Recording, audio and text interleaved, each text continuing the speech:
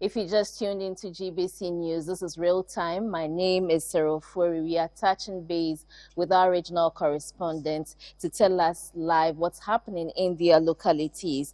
The University of Ghana Business School Innovation and Incubation Hub and its partners have trained about 60 smallholder tomato farmers selected from 4 districts in the Bono East region on tomato processing into paste and puree. Our Bono East regional correspondent Samuel Ayama joins us live from Techiman for more details. Hello, Samuel.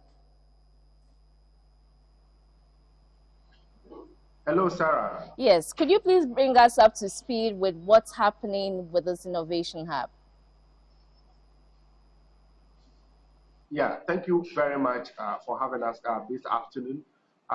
The training, which lasted for about 5 days, has just ended here in Techiman, the Bono East Regional capital. Currently, I'm with the facilitator of the training or the training program, Dr. Nilante Amisa. Is a lecturer at the University of Ghana with the Department of Family and Consumer Sciences. Doc, welcome to Real Time News. Thank you. Tell us, walk us through what you taught the beneficiaries of this particular training for the past 5 days. Okay. So I'm here with the Research and Innovation Systems in Africa RISA project, which aims at bridging the research, innovation, industry assimilation gap through technology and capacity building in rural Ghana. So we trained 57 farmers, and included amongst this number, there were farmers and micro-entrepreneurs. Included amongst this number were people who were physically challenged. We trained them in food safety, food processing, and packaging. And we trained them in the production of tomato puree and tomato paste. We also trained them on dehydrating and drying tomatoes. So with the training that they received, we gave them some insights into food product development. And this is aimed at them being able to reduce their post-harvest losses and able to add value to their products so that they do not lose as much and that they can gain the optimum amount from their investments. So, what is your expectation, or how did it go, looking at your observations concerning the response from the participants? The training went very well. The participants were very excited. They were engaged throughout, and as we were training them, we kept asking questions, and we realized that they had imbibed the information that we had given them. In addition, some of them would go home and then they would do processing overnight and bring it to class to show us what they had done. So we are expectant that when we leave, they will continue with this processing, and that in some time to come, we can follow up and find out what they have done and see if we can get additional resources to support them in the development and setup of their enterprises, and also expand the training beyond the initial 57 people. So can you walk us through some highlights on the rationale behind this whole exercise? The rationale behind the exercise is that Ghana is a major importer of tomato paste, and the farmers, especially those in the Techiman area, have been complaining about severe post-harvest losses and that they are not making enough from their growing of tomatoes. So some of the people we trained spoke about wanting to leave the industry altogether. So we told them that if they obtain this training, they could add value, increase the shelf life of their tomatoes, and be able to earn more from what they had invested. And the aim would be that they'll be able to improve upon their own livelihoods, and that at some point in time, Techiman will not only be a production area for tomatoes, but it will be a major hub for processing, packaging, and innovating in the production of tomato products. And so looking at the whole exercise, what you taught them, you said it really went down well with them. And going forward, what should be the next action that you want them to go, or are they going to also teach others who could not get the opportunity? Yes, we did have a number of influential people amongst the people who were trained, and they spoke about training others to also pick up the skills that we had taught them. And apart from that, they were interested in engaging the university further, because they spoke about wanting improved varieties of tomatoes. And I did mention to them that the West African Center for Crop Improvement, WACI, was already working in the area of tomatoes, and that they were doing some work already in Techiman, and that we will get the participants to interact with WACI to find out about varieties of tomatoes that they can grow effectively here. The aim being that if they are processing, that they can get more solid matter from the tomatoes, so more paste and puree, as compared with varieties that have more water, in which case when you dehydrate, you're going to get very little paste and puree. Yes, so the university will continue to engage with them so that they can holistically, so they did ask questions on agronomic practices as well. So the university has the resources to provide the training and information that they need to cover all aspects of the tomatoes, from breeding the right varieties all the way through processing, packaging, and marketing. Because the business school also did take them through marketing of their tomato products, entrepreneurship. And so it's pretty much a whole package that the university offers. Okay, so based on your observation and then listening to the concerns they raised, what would be your suggestion to government?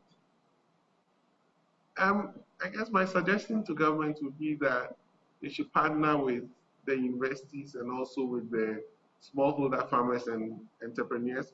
We also did meet a cooperative here known as TASFAM, and they are engaged with the smallholder farmers here. So in groups on the ground, like there's also the business and executive agency, those groups on the ground could also help in partnering so that the smallholder farmers will receive the technological know-how that they need to be able to add value and gain more from their production of tomatoes. Thank you very much. That's the lecturer at the University of Ghana with the Department of Family and Consumer Sciences, Dr. Nilante Amisa. With me here is also Mr. Edwin Osei. He is with the Tax Farm Cooperative Society Limited here in Techiman. Also tell us your observation about this whole training. Well, thank you very much, and then greetings to your viewers. This training has been very beneficial and very interactive. As Tax Farm, which stands for Techiman Area Smallholder Farmers and Micro Entrepreneurs Cooperative Society Limited. This is an organization of smallholder farmers and micro entrepreneurs based in Techiman here. We have been interacting with all our farmers and our micro entrepreneurs. We've been providing them with trainings and then also mobilizing resources to redistribute it among these smallholder farmers. And then the training has been very beneficial in the sense that there are a lot of researches that are lying on the shelves, which are needed in our community with our smallholder farmers. So when we heard about this program, we thought it was a very good platform, and we could bring that partnership, or could build that partnership to impact our community members with this training. So when we heard of it, and then they contacted us, we're very happy, and we quickly organized our community members, which are members of Tax Farm, who have come to learn from this training, and they are sending it back to their various community. And Tax Farm is here to make follow-ups with them, and then also mobilize the needed support and resources to make sure their lives and livelihood are being enhanced. Okay, so going forward, you have been in this area where we have a lot of tomato farmers, particularly in the Chiobodom, that is the Techiman North district. What have been your observation and your suggestion to government in the area of tomato cultivation and then adding value, and for that matter, providing them with some subsidized farm inputs? Okay, so you know, post-harvest losses have been a very big challenge over the years. When it comes to the production, our farmers are already in the business producing, and they know how to go about their jobs. And then MOFA is also on the ground providing the good agronomic practices. And like Doc also said, what they need is good varieties, which he talks about the project that is already on the ground. So as an organization, we will suggest to government to partner with us, like Tax Farm and various organizations that work directly in contact with these smallholder farmers, to make sure that we provide those resources. Okay. In Task Farm, one thing we do is that we also give them input credits at a very subsidized prices. And we also give them a lean period to be able to produce and then later on repay. So, but as a small organization, we lack a lot of the strength to be able to reach out to many of these.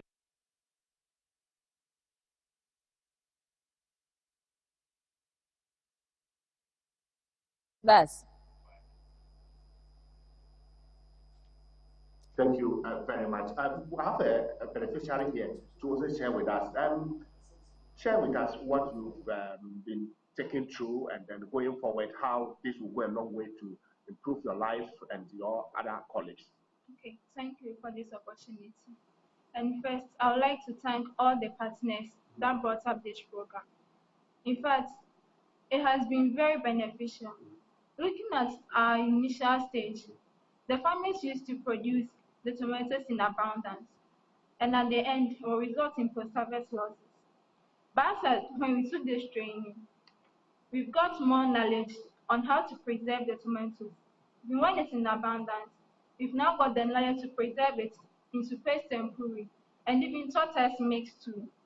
So as at now, going back home, we are not going to just sit idle. We are going to work with it so that they will know that the training that they did, it didn't go waste. We are looking at working on the tomato paste, and they even taught us how to add even pepper and other things to spice it up, to bring it up to the market. So you thank them, and then also you look at them to bring up more innovative projects to help us the youth to reduce unemployment. Okay. Thank you very much. I have been engaging with the lecturer of the University of Ghana, Dr. Neil Lante Amisa. He is with the Department of Family and Consumer Sciences. And then Mr. Edward Osei is with Tax Farm Cooperative Society Limited and the beneficiary of the 5 days training of tomato processing here in Techiman. We'll continue to move to the various communities or the districts where these beneficiaries were selected from, and then make sure that we follow up and then keep our viewers updated. For real-time news, Samuel Ayama, Techiman. Samuel, don't go yet. I have a few questions to ask you. I mean, the main purpose for this training was to curb post-harvest losses. But having trained these farmers to process their tomatoes into puree, were they also linked to probably tomato puree companies where they could supply them with the paste they've already processed? Were they given some startup tools to also brand their own tomato puree and put them on the market? Okay, Doc, let me come back to you again on this. The question is, now that you've given them the training, are you going to support them with some startup tools or link them with these companies where they can sell their produce, or they are just to handle everything on their own after this training is handed out to them? Well, as I mentioned earlier, this is part of the RISA Bring project. So we'll have our reports ready. We'll go back and engage with RISA and recommend to them what we think needs to be done for their beneficiaries and to further expand upon the program. So then they will now take up what we've told them and probably work at securing additional funding to see if we can expand upon the training of the participants and possibly support them with the tools that they need for their micro enterprises. So if I understand you clearly, now they have been left on their own. They have to go and then do what they are supposed to do. They are also engaging with Task Farm and other bodies on the ground, whilst we now go back and report upon what we have done so far and then try to seek additional funding. Okay, so Task Farm, you are here. So tell us your role in this direction now that the training is over. Okay, thank you very much. So, like Doc said, we have been engaging with them all this while. And the people that we have trained, we are going to resource them. And that is why I was saying that we also need support. As a small organization, we also need support. So we are supporting these farmers already, especially the farmers, to grow the tomatoes. Now that we have gotten an micro entrepreneurs who change or process this tomato into paste and other products to expand the lifespan or the shelf life of this product, we are also going to engage with them and support them with the necessary tools and equipment. Some of them are just basic, and we are there to support them. But we still need support also to be able to reach out to these farmers. Okay, thank you very much. So, Sarah, that is the answer to your question. So, if there is another question or there's no question, I'm sure. Unfortunately, we are running out of time. We need Once to I'm on the prepare. ground, I'll continue to engage them. Thank you so much, Samuel Ayama. Samuel Ayama is our Bono East regional correspondent, bringing us up to speed with the training of some 60 smallholder tomato farmers into how to prevent post-harvest losses. Let's move up to Tamale, where Ghana's inland fisheries have long been a significant source of livelihood and food security for its coastal communities. However, recent developments and the trajectory of this vital sector have raised concerns about the future of life below water. These concerns are the focus of attention at the 15th inaugural lecture of the University of Development Studies. Professor Elliot Haruna Al-Hassan is the Dean of the Faculty of Biosciences at the UDS and joins us with Mutala Isa, who is our correspondent live from the lecture. Hello, Mutala.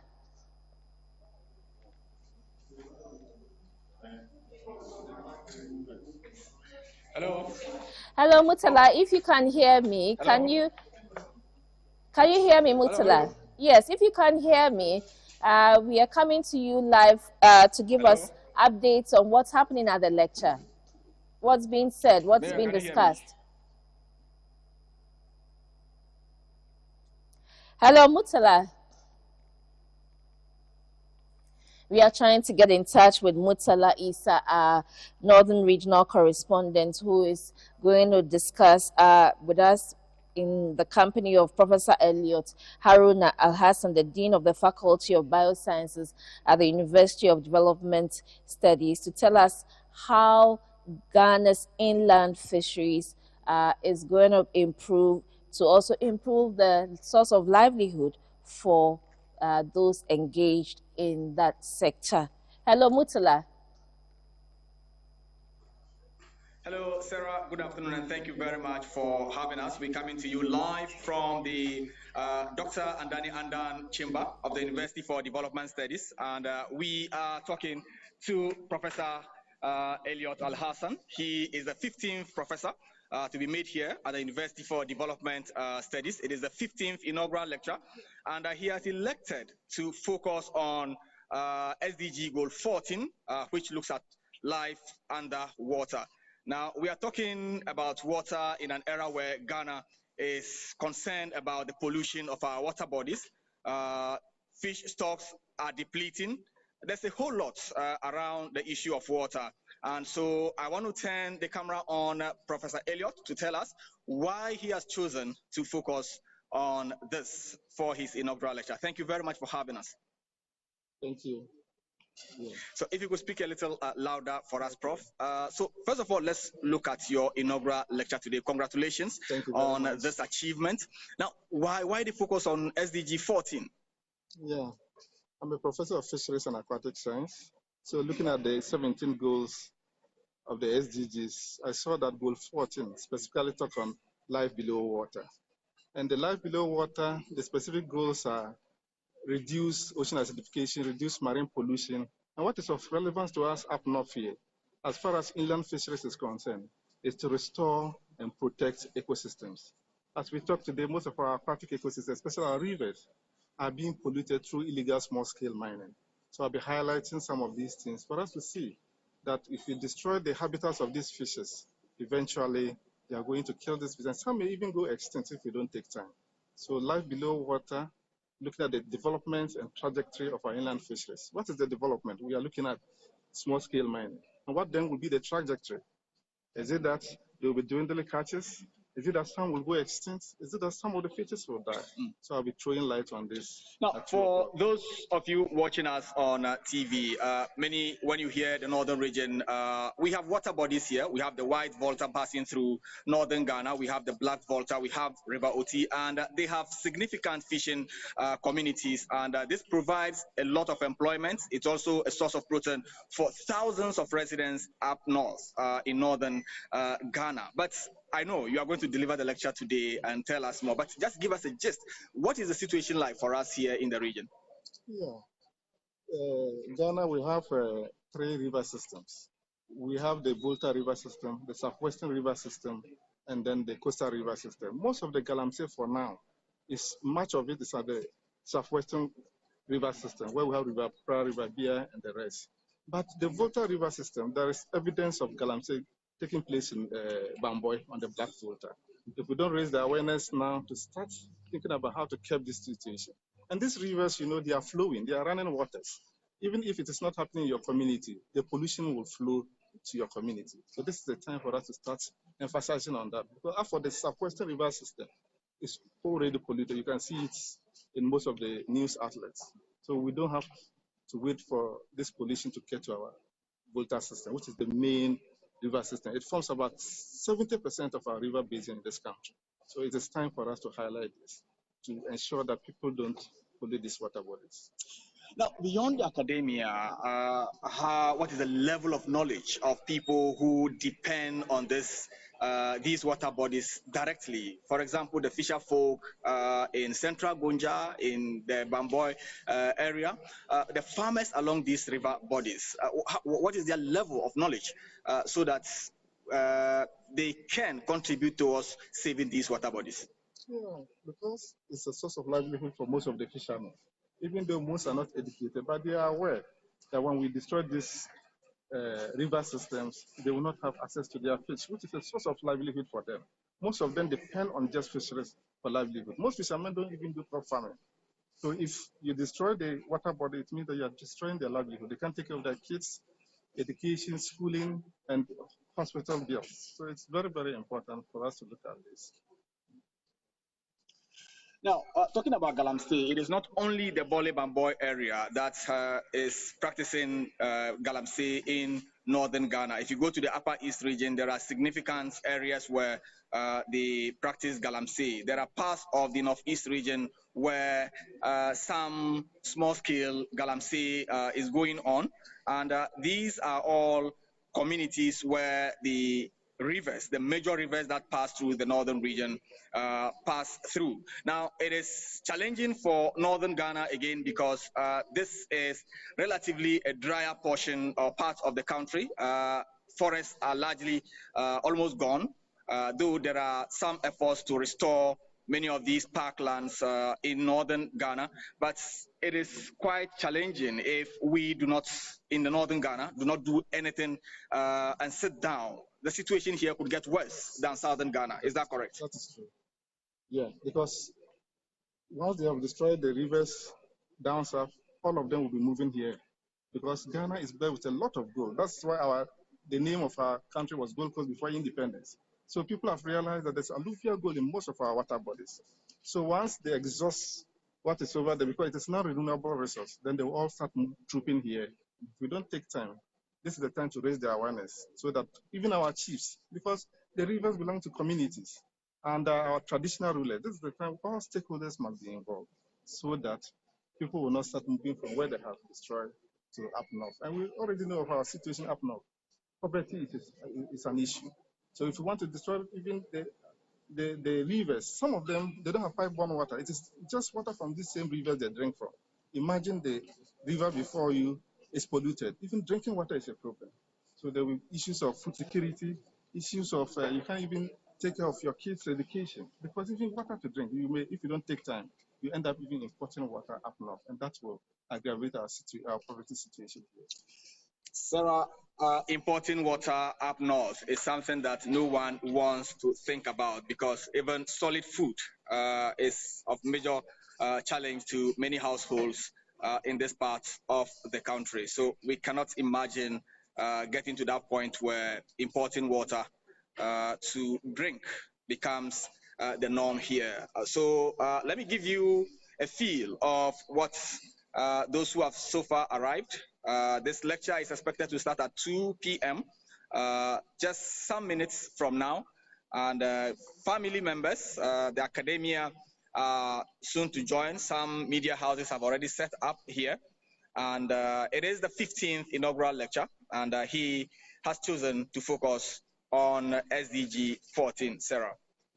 Thank you so much. We couldn't agree with you any further that we can't afford to import water if we look on for our water bodies to be destroyed by Galamsey. We thank Professor Al Hassan for drawing attention to the importance of preserving life below water. Earlier, we spoke to Bono East Regional Correspondent who brought us up to speed with a 5-day training that was held for smallholder farmers to process their products or to ensure that post-harvest losses are curtailed to the barest minimum. Thank you so much for joining us on Real Time.